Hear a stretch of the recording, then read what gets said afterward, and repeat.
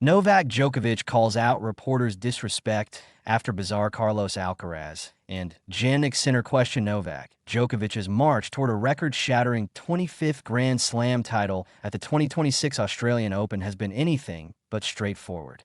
The Serbian icon booked his place in the semifinals after a chaotic quarterfinal against Lorenzo Musetti, a match that ended abruptly when the Italian was forced to retire despite leading by 2 sets.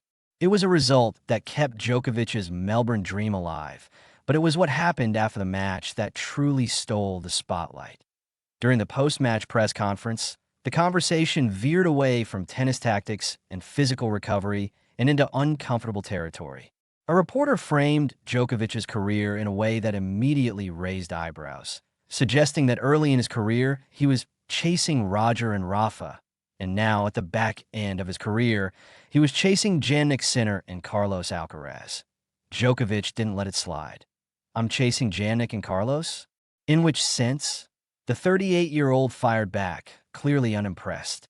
What followed was a rare but measured moment of pushback from one of the sport's most media-savvy champions. While Djokovic kept his composure, his message was sharp and unmistakable. "Well, I find a little bit disrespectful that you kind of miss out on what happened in between," he said. "Were the times when I started chasing, as you say, Rafa and Roger, and now that I'm chasing Carlos and Jannik, and there's probably about a 15-year period in between where I was dominating the Grand Slams."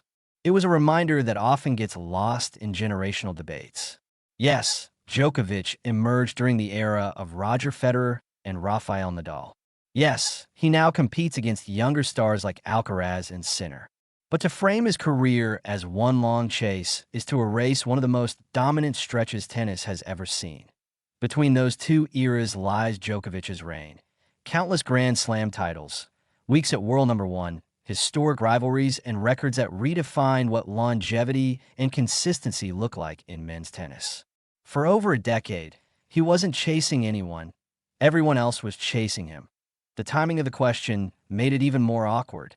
Djokovic had just survived a physically and emotionally draining match, advanced to yet another Australian Open semifinal, and was still very much in the hunt for history.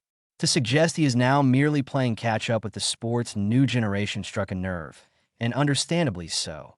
Still, true to form, Djokovic didn't escalate the moment. He clarified his stance, defended his legacy, and moved on, showing the same mental control that has defined his career on court. The exchange quickly went viral, with fans rallying behind the 10-time Australian Open champion. Many praised Djokovic for calmly calling out what they saw as a dismissive narrative, while others noted how often his achievements are oddly minimized despite the numbers telling an undeniable story. As Djokovic prepares for another semifinal in Melbourne, the message is clear. This is not a farewell tour, and it's certainly not a chase born out of desperation. Whether facing legends of the past or stars of the future, Novak Djokovic remains exactly where he has been for years, at the center of the tennis world, still competing, still winning, and still demanding respect.